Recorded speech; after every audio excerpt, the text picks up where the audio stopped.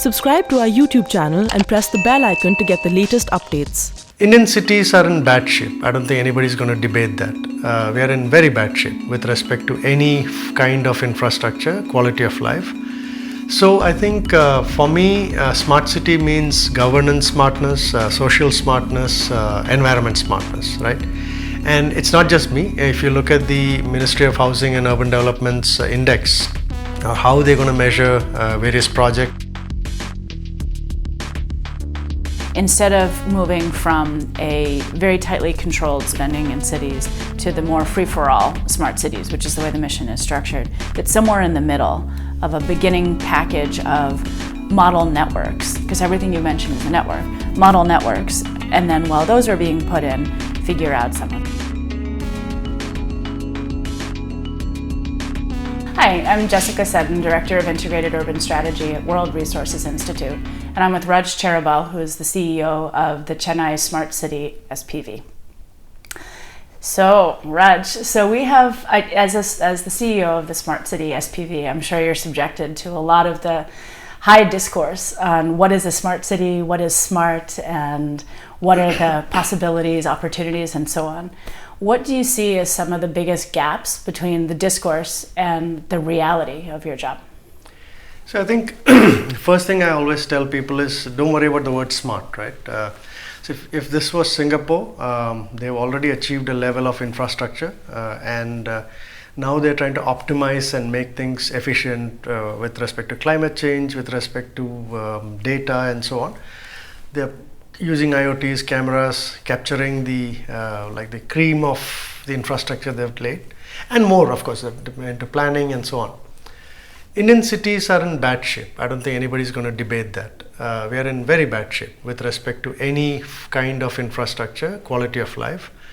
So I think for me, smart city means governance smartness, social smartness, environment smartness, right?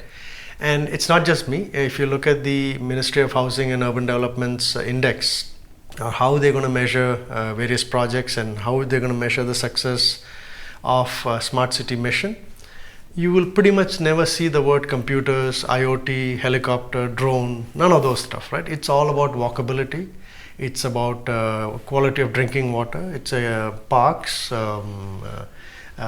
disability-friendly infrastructure, and so on. It's something you would expect from a Barcelona or a Tokyo or a New York City or any livable city. So it's basically about outcomes and about how the city ends up, and you do what it takes to get there. I think we get caught on the word smart, and I always joke that there are two camps. I mean, even I used to be skeptical before I got this job.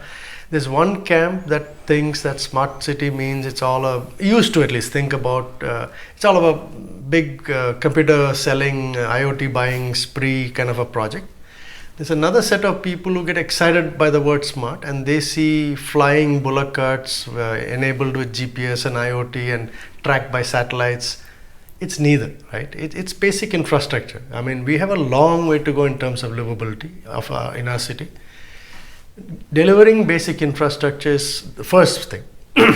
Now, very critically, where the technology comes up is, we don't have 100 years to sit back and, what a Hong Kong had 50, 60 years, Singapore had 60, 70 years, New York City had probably 100 or more years, and so on. We don't have the time, right? People are moving to our cities, migration is happening at a much faster rate. Our cities are going to become twice and thrice the size. And if you're having difficulty dealing with the problems now, imagine what happens when it doubles in size. So we need to be able to use data to be able to accelerate our delivery of services and goods. Simple example, smartphone. If we had gone the United States way or the European way of laying copper wires and the black rotary phone and then the button phone and then the cell phone, none of us would have phones. I mean, maybe 5 people in the country would have a phone. What did we do? We leapfrogged. We used data, smartphones. So today, for example, whether it's a poor fisherman, a poor watchman, or you and me, we have phones. Our lives are better off because of that. So we didn't go the traditional route. We used a different methodology and also data for that matter, right? So think of cities like that. I mean, smartness is, we need to leverage smartness to be able to accelerate the delivery of services. And it's that ability to do things a little bit differently. Yeah, because you see, for example, in India, whether you're an NGO person, a regular citizen, bureaucrat, consultants, no, there's no data. Or if there's data, there's bad data, right? So what I find very interesting is that this consultant will go round in circles collecting the data. And then there's another consultant collecting 1 year from now, going round in circles here, collecting the same data. This data is hidden away or just stuck somewhere. Yeah. It's not a big conspiracy to deny people data. It's just sitting there. Nobody knows because it's on about that guy's laptop. And exactly. So, yeah. So which means no data means you can't plan. Even if you really want to plan, you can't plan. Yeah. So if you don't know the reality, the question is, do you do a flyover or buy more buses? It's also a data issue. These are right? empirical questions. If you think road is congested because people are not able to drive cars fast, it's a flyover. If you assume that people are not able to go back and forth and there are more people walking, cycling, etc., then it's a bus and a metro rail and an integration problem. Big difference, right? You can get a Houston or you can get a Hong Kong, depending on how you plan, and that depends on how you do the data. So I have a question actually about this. From your perch at the SPV, how can the Smart City SPV change some of the ways that Chennai urban planning or transport planning actually works? What have you seen about the reality of your ability to accelerate, and what do you wish you could do? What powers do you wish you had at the SPV? I think Chennai, like some of the other good cities like Pune and certain other cities have done, we're doing pretty good work in strategic pieces. Mm-hmm. I mean, there's nothing comprehensive across the city, but there are pretty strategic pieces. You can do some projects for the sake of it, or you can do a strategic project which has an immediate impact for a small area, but it can be a building block for something. So the Chennai has been lucky because there's even your NGO earlier, for example, or ITDP or a Care Earth.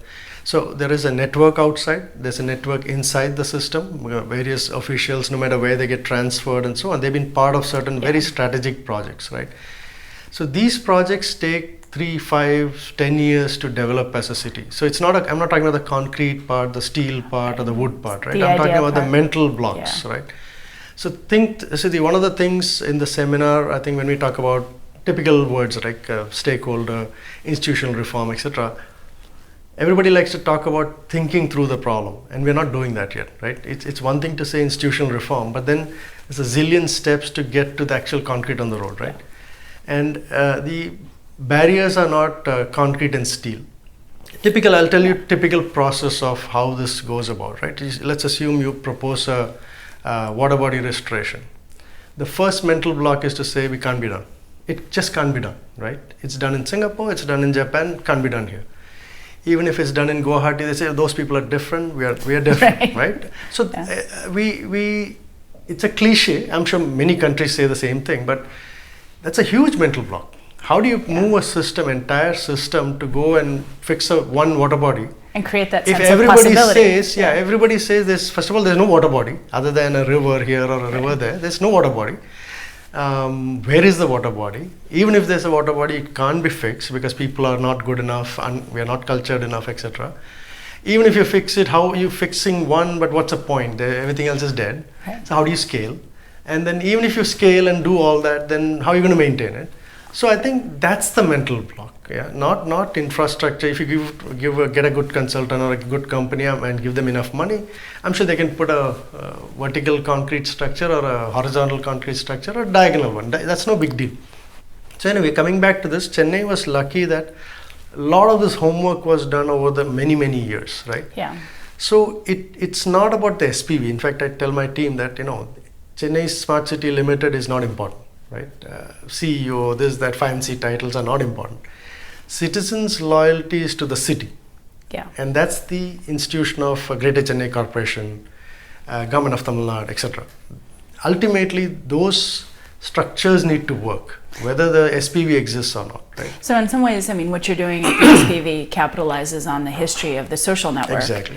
That was really created between. Exactly. Because I remember from Chennai, I mean, there's an unusually strong business, government, civil society, both peace and productivity So like I was saying, what we're leveraging is a network of networks, right? So there were bureaucrats inside the government. No matter where they got transferred, they were interested in these projects. As I'll get to the strategic projects, but they were interested in these projects. No matter where they were, they helped us. So like there were NGOs which have done this for years and years with nothing to show for, and very little to show for. So all you get is depression and failure day after day after day, but after you make incremental bits and piece progress. So I think all those things all those experiments and arguments and winning of the argument, the social arguments, the car versus walking argument, or the clean water versus dirty water, whatever the arguments may be, right, which took years, got absorbed into the smart city, right, literally and figuratively. So literally the projects became part of the smart city. Many of the bureaucrats who knew the projects, who put the proposal together, absorbed the things. It wasn't like a random pick of saying, let's do something, right? So in some ways, I mean, what the SPV did is it created a catalyst for something that was already there, but somewhat dispersed. So I have a question for a city that doesn't have that strong background. And with all this talk of institutional reform and creating new opportunities and so on, for a city that does not have this strong background to work from, what do you think could be a starting point to create these networks now that there's the interest in them? See, where would you start? That's something I worry a lot, because by nature I'm a lazy guy, and in a intellectual way, that is, I don't like to plant. I blurted out this to a bunch of students once, right? And then I realized, this is how I think. I don't like to plant one tree if that's the only thing I'm going to get. I don't like to think in terms of like one water body or 1 kilometer of footpath. I'll do it only if I can figure out the strength and the weakness of the system, and then use the strength and reduce the weakness and get 1,000,000 tree or 1,000 water body or 1,000 kilometers of footpath, something like that, right? Because we are underestimating the scale and scope of the problem we're facing. Right. We are in bad shape. Let's not mince words, right? Indian cities are in bad shape. And it's not about bad road or a bad water. That's the easy part. Right. Capacity. There is no capacity to deliver simple stuff. And when I hear people talk about other cities talk about, they're trying to integrate resilience and climate change and what carbon into their project. We have difficulty figuring out how high the footpath should be, right? Right. One department says it should be 1 feet high because that's a highway standard. The other department says, no, I saw 3 inches in London, so it has to be lower. And that's the level of debate we're having. I'm not even exaggerating, right? So I think we're in bad shape. So now the question is, how do we scale? Not just in Chennai. Chennai is just one city, right? And the good or bad part is that Chennai itself could be a nation. It's as big as many countries. So there is no substitute. There's a long term and there's a short term part of it. The long term, there is no substitute for decentralization, etc., that every seminar we talk about. I mean, for 20, 30 years we've been talking about this. You cannot have one CEO or a one this or a one that to make it happen. You need an entire city to be empowered in every aspect possible, especially finance, especially the ability to collect taxes in whatever way they think necessary. Basically ground up, right? And to drive home that point, and I'm no historian, but I'm assuming that San Francisco in 18 something would have never known who the president of US was, but they would know who the mayor is. And if he or she didn't clear the snow or the horse dung on the road or the pothole on the road, he or she loses the job, etc. This is how they build system. They know better than us, right? Same thing with Singapore, same thing with Shanghai, and so on and so forth. There is no long-term substitute for building the capacity on the ground and letting them build themselves, okay? But like I said, we don't have 100 years to sit back and relax. So I would suggest that in India and across the world, you can, if I were to give a magic solution, right? Every city needs certain things. Let's say you could benchmark, right? Mm-hmm. If London and Chennai are similar, London has 10 buses, you got to have 10 buses. Chennai people are no different or lesser than London people to deserve lesser buses. If they are all going in fancy AC buses, I want a fancy AC bus. if we are benchmarked to Hong Kong, and when it's actually Hong Kong and Chennai are very similar in terms of density and size and shape and so on. Not so much topography. Yeah, I mean, Hong Kong has that's true. But if you right. the reason I'm bringing this up is that the typical comparison is apple to oranges, right? They say India is a huge country. India's got too much, 1.3 billion. You're talking about a tiny Hong Kong. That's wrong comparison. You compare city to cities, right? So what's the silver bullet? So I would say that you can water, transportation, electricity, different layers, right? You across the world, including expertise in India, including public opinion, etc. If you put them together and if you were to technocratically package it, I would say that you need to do 24/7 water supply. It's an infrastructure project. It's not a mind change project, right? Number of buses integrated with metro rail, integrated with common ticketing, integrated with GPS in the bus to track and tell you when the next bus. It's an infrastructure project. 24/7 a smart grid for electricity to save. Just infrastructure project. If you want, you could always package these projects like you do a metro rail, right? You can do a metro rail, but you cannot run a bullock cart. A city cannot run a bullock cart and say, I'm running a bullock cart, give me money. You wouldn't. There are some standards. You got to run a certain kind of metro rail. You got to have certain frequency, etc., right? So even so-called incapable cities are able to somehow build a metro rail. Of course, there are other pieces that are missing in most cities. What I'm saying is that instead of asking the city, which has no capacity to think of sophisticated projects that's going to leapfrog and solve solution, why not package projects and saying you can do it, you don't have to do it. So it's almost like a starter package of these three platform infrastructure systems. If you don't do that, and if you're expecting our cities to come back with Singapore level thinking, and then give a proposal and saying, we'll give you money if you come back with a great proposal, it's not going to happen. That's like asking me to come up with a, trip to Mars kind of plan. I don't have the expertise to do that. I no matter how much money you offer, I'm not going to be able to give you that, right? But it's not, I'm oversimplifying, obviously. So it has to be a project. It has to be standards for that particular project. If you're going to do, let's say 100 kilometers of footpath, it cannot be simply do whatever you want, I'll give you money. It has to be, you benchmark it to somebody, Paris or Hong Kong or something. It has to be guidelines that says, if you've got a metro rail station, your footpath has to be connected to that. If there's a bus stop, you need to do this. This is the standard. So basically packaging some of that thinking that other cities have done for hundreds of years, which can easily be done. That's exactly what a Chennai or a Pune and all are doing, right? So it's not like we're randomly inventing standards. We're taking standards, adapting to the local condition, packaging it. So, and then consultancy, RFP document. This is where we're getting stuck. How do you prepare an RFP document? I mean, in some ways, what you're recommending, and just to close here, is that you're saying that instead of moving from a very tightly controlled spending in cities to the more free-for-all smart cities, which is the way the mission is structured, that somewhere in the middle of a beginning package of model networks, because everything you mentioned is a network, model networks, and then while those are being put in, figure out some of the rest. And you can structure it this way. See, 24/7 water supply for the entire city is a massive exercise. You may not be able to do that in one shot. So what you could always do is to say, look, do 10%. That's what an ABD concept is, which is a very good concept, by the way. You take an area, the city can pick. Instead of trying to do everything all over the place, you do some things in one place, show the difference. And then you learn from it, build your own capacity, and then you replicate. You can but do in the a same way thing that's here. Interoperable. So you have area-based development, but then it So, for can example, grow. Every city needs a parking management system. It's extremely difficult to design a decent parking management system. This is why pretty much no city has done so, and we are just starting. And if we do, we could end up becoming, hopefully, touch wood, one of the largest sophisticated and largest parking management systems in the country, if not the world. We're implementing it as we speak.